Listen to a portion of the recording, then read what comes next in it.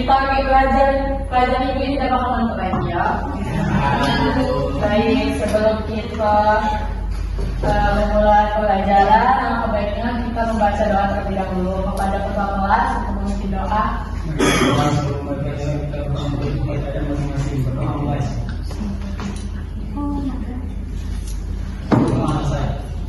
Oke, terima kasih. Hari ini ada yang nggak masuk nggak? Masuk semua. Oke, bagus.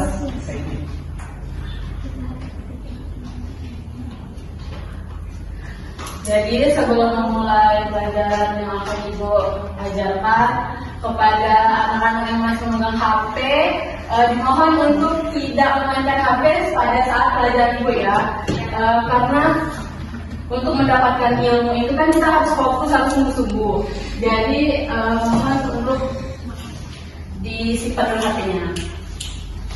Kemudian kita hari ini akan belajar tentang dinamika rotasi dan keseimbangan benda tegak. Nah, dinamika rotasi dan keseimbangan benda tegak ini masih berhubungan dengan hukum 1 Newton dan hukum 2 Newton. Pasti kalian sudah kan belajar hukum 1 Newton dan hukum 2 Newton? Ya. Baik. Nah, ini Ibu akan membacakan tujuan pembelajaran kita. Yang pertama itu mampu untuk mengamati fenomena torsi dan gerak rotasi. Kemudian mampu untuk mendeskripsikan konsep momen, inersia, dan torsi. Mampu untuk mengidentifikasi hubungan antara torsi, momen inersia, dan percepatan sudut pada benda yang berotasi. Kemudian mampu menyimpulkan cara-cara keseimbangan benda tegak. Dan mampu untuk menerapkan hukum Newton untuk gerak rotasi dalam menyelesaikan masalah dinamika rotasi.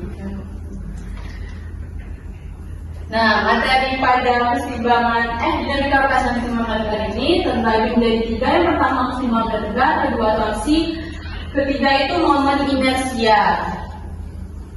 Nah, di sini Ibu punya pertanyaan, kan dinamika rotasi dan keseimbangan benda tegak ini masih sangat berada di lingkungan kehidupan kita. Jadi pertanyaannya, siapa yang pernah naik sepeda dan apa rasanya saat sepeda berhenti mendadak? Siapa yang bisa menjawab kalau dapat gift? Coba Putri. Pernah naik sepeda sebenarnya kalau misalnya saat berhenti mendadak itu jadi kurang seimbang, patut jatuh mungkin jatuh. Oh, oke. Ada yang lain? Kate. Ada apa Rizky? Maju ke depan Bu, karena kalau ke depan. Maksudnya? Kami kalau motor dari depan nggak ada. Badan ini maju depan jadi. Oh, saya gambar kan? Betul. Betul. Oke. Kasih apa dulu untuk Rizky?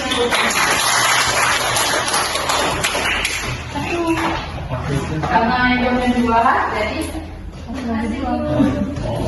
oke.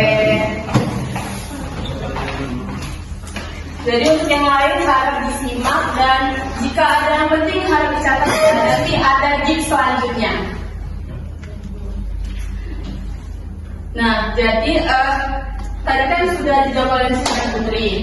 Ini Ibu akan tambahkan sedikit. Tadi sudah sangat betul jawabannya. Jadi jika sepeda berhenti mendadak, tubuh kita akan mengalami yang namanya inersia, yaitu benda cenderung mempertahankan geraknya. Maka dari itu badan kita pasti terdorong maju ke depan. Kemudian pada roda berputar itu, jika kita rem mendadak atau berhenti mendadak, itu ada yang namanya torsi.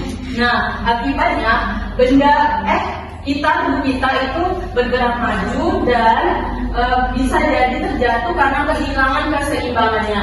Jadi kesimpulannya dari pertanyaan yang Ibu kasih ini, itu masih berhubungan dengan dinamika rotasi dan keseimbangan benda tegak, di mana itu mencakup torsi dan momen inersia. Kemudian pada keseimbangan benda tegaknya itu contohnya tadi ini.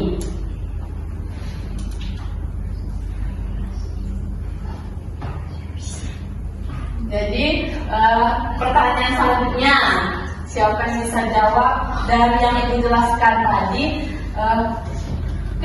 Satu kalimat aja. Apa itu dinamika rotasi? Apa Akbar? Dinamika rotasi itu pergerakan benda yang berputar pada poros nyamuk. Oke, bagus. Kasih aku dulu. Ini apa? Wih, besarnya. Oke.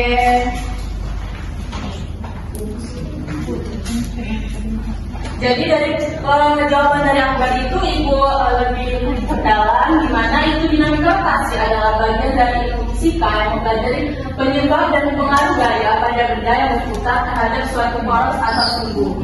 Sedangkan keseimbangan benda itu adalah keadaan ketika benda tidak bergerak dan tidak berputar karena semua gaya dan torsi yang bekerja seimbang. Untuk Rian yang main HP dulu ya, didengarkan Ibu guru ini. Nah, selanjutnya tadi kan sudah Ibu bilang kalau kita ada tiga materi, pertama itu keseimbangan benda tegak, kedua torsi dan momen inersia. Nah, itu benda tegak adalah benda yang bentuknya tidak berubah ketika diberi gaya. Benda dikatakan seimbang jika jumlah gaya ke segala arah sama dengan 0 atau tidak bergeser. Kemudian jumlah momen gaya atau torsi sama dengan 0 tidak berputar.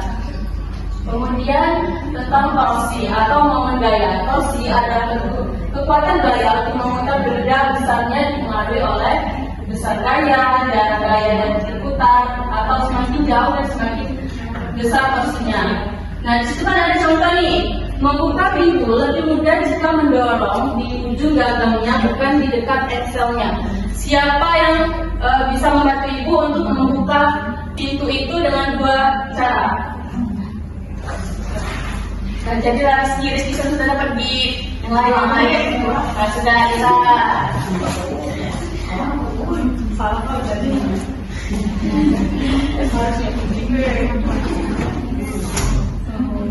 Nah, yang pertama Ira, untuk anak-anak coba diperhatikan dulu ya. Yang pertama coba Ira buka pintu dekat dengan ujung gagang. Tahu ujung gagang nggak? Nah, buka.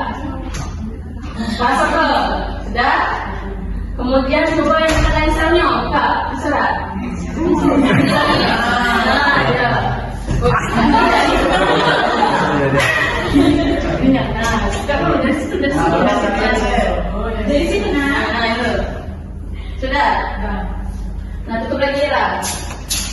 Coba Ira coba apa ya perbedaannya dari Ira buka pintu dari gagang dengan dekat enselnya?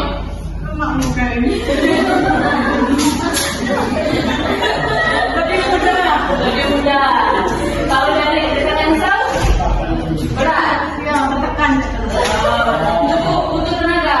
Nah, jadi anak-anak berarti benar ya kalau torsi itu dipengaruhi oleh besar gaya, jarak gaya dari titik putar. Nah, di mana itu jika kita mendorong pintu dari dekat dengan engselnya, itu kita harus membutuhkan gaya yang lebih besar. Sedangkan jika kita membuka pintu jauh dari engsel atau di gagang itu kita membutuhkan gaya yang kecil untuk mendorongnya. Betul nggak? Betul. Nah, kemudian momen inersia. Momen inersia adalah ukuran atau kemalasan benda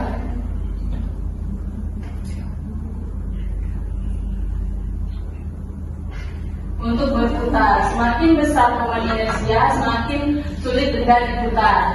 Nah, itu dipengaruhi oleh massa benda dan letak massa terhadap poros putar. Nah, itu misalnya berputar dengan tangan terbuka lebih lambat daripada dengan tangan rapat ke depan. Contohnya, ada yang ngerti tidak itu maksudnya? Ya. Itu maksudnya kalau Ira oke.